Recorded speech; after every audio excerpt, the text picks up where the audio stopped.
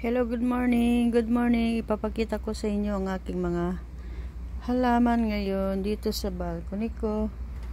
Dahil medyo nag-bloom na sila. But by the way, ako po si Nanay ni Dalacambra here in Canada. Ayan po ang mga tanim ko. Simple lang ngayon ang mga tanim ko. Ito po, katatapos lang na mulaklak. Mga dry rose na binigay sa akin, drenay ko. At ito po yung nang linabas ko kalbo, pero tignan nyo ngayon, si Daisy, no, hindi si Daisy, ito si Begonia. Si Begonia pala ito. Ayan, ang Begonia ang sinasabi dahil ang mga leaves niya pala ay parang angel, kaya tinawag nilang angel leaves. Ayan, shape ng angel. At ito naman si kamote. Yung kamote, pwede kayong magtanim na kamote na walang talbos dito sa abroad. Lagay nyo lang sa paso yung kamote natin at dilig-diligan. Ayan, tumubo na siya. Ayan ang ginagawa ko. At saka yung mga nasa likod niya ay yung pinagtalbosan ko naman ng alokbate. Ayan, malapit na nagdadahon na siya. Ayan, ganito si Nanay. At yung isa naman ay para hindi lapitan ng mga dyan sa labas, linagyan ko siya ng mint. Kagaya nito, may mint ako dito kasi yung amoy ayaw nila. At syempre itong sampagita ko sorry, itong sampagita ko, hindi siya humihinto na mamulaklak since namulaklak na, kasi diniligan ko siya ng may asukal. Kaya kung gusto nyong malumulaklak ang mga halaman nyo, ito puti, katatapos lang yung purple, may purple pa, hindi ko alam bakit nagka-purple siya. But anyway, salamat sa panonood nyo, ha. Ayan. At itong si palm ko naman ay nag-blue blooming siya. Tingnan nyo.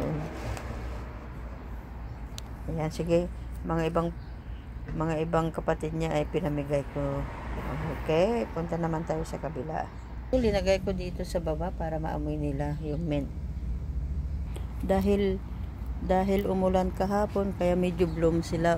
Ayan, sa gilid. Tapos dito, ipapakita ko sa inyo. Ay, ito, namumulaklak na sila.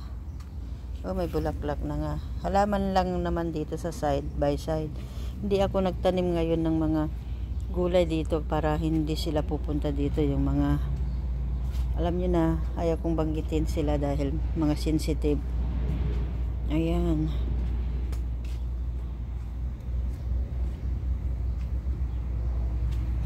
Ito, either, hindi ko alam kung saluyot talaga.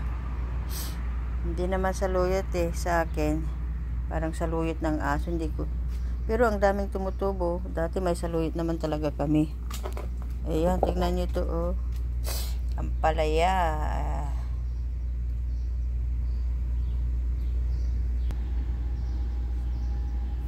Ayan, dito sa likod lang ito. Sa side namin.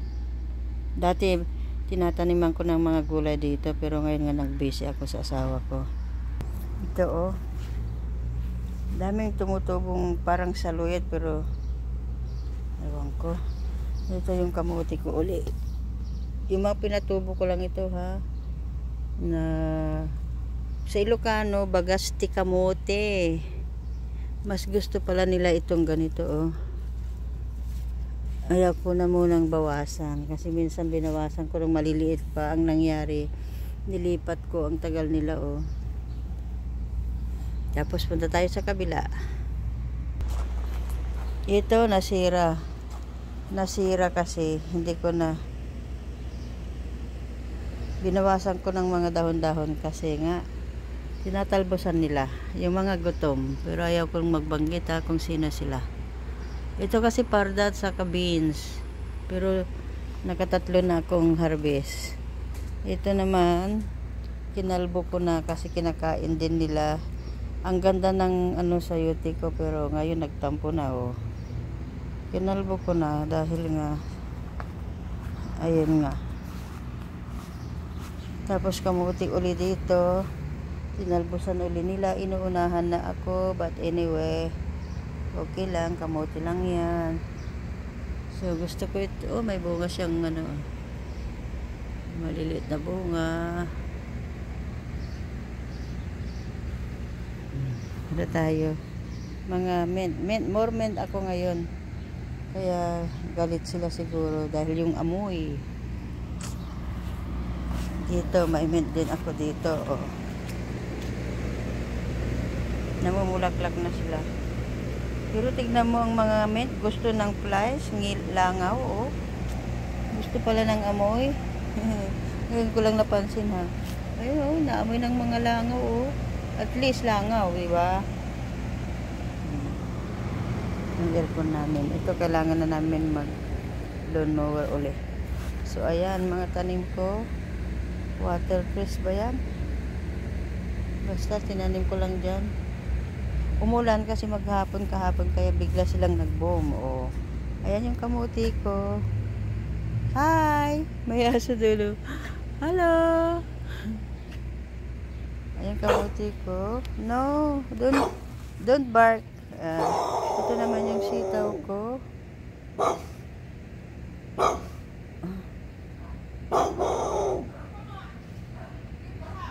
Tapos mga sitaw ko. Ito hanggang bulaklak na lang binibigay niya oh. Kamatis ko laging bulaklak na lang binibigay. Hindi naman namumunga. Uy, mayroon din palang isa. Sorry. Mayroong isa oh. Ay, mayroon din isa doon oh. Kala ko bulaklak lang kasi nakikita ko sa inyo. Hindi ko kayo nabisita ng ayun, nandun pa oh. Pero isa-isa lang. Okay lang na isa-isa basta malalaki. Diba? Ayun oh. Tapos ito puro kamatis dito. Ewan ko kung makahabol sila pag umuulan. Oh, yung aso oh. Ayan, ito tinalbusan din nila kaya hindi na nakarating sa taas. Bagyo beans natin. At yung ayan yung ampalaya natin. Nandyan sila sa taas. So nakikinig. Ang ampalaya natin malnourished. Oh. Okay lang. Ito yung ano oh. Tinalbusan uli nila. Mayroong anong pinagtalbusan ng bunga doon oh. Nakita nyo. Inuunahan tayo. But anyway, matikman lang man natin ng mga dahon ng sili. Ayan po ang aking garden. Hindi masyado ngayon sa taong ito. Pero ito naman ay si patatas. Meron akong patatas. Ganito ang dahon ng patatas. At meron akong nasilip sa likod niya na ayan oh, ampalaya oh. Malaking giant ampalaya oh. Pumunta na doon. That's good news. Oh, yun. Ayun. Ayun oh. Ampalaya, sana lalaki ka ha. Huwag kang tataas na. Dito ka na lang.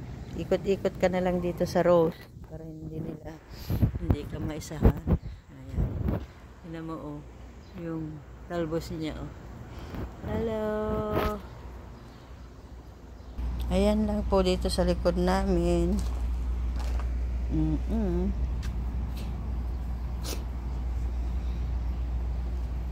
Hindi masyado ngayon. Ito naman ay may nakita ko rin akong ampalaya doon. Ang ampalaya ko nagkalat kasi yung mga buto-buto.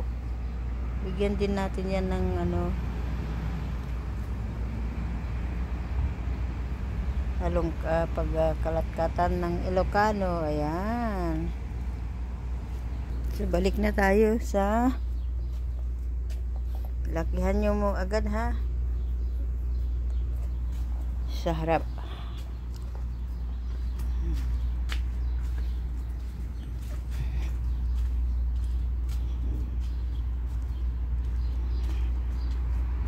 Ito oh, namumulaklak na siya. Hindi naman pwedeng igulay ito. Ayan. Side ng bahay. Let's go. Ayan po ang harap namin. Oh! Tinatawag na tayo. Bakit?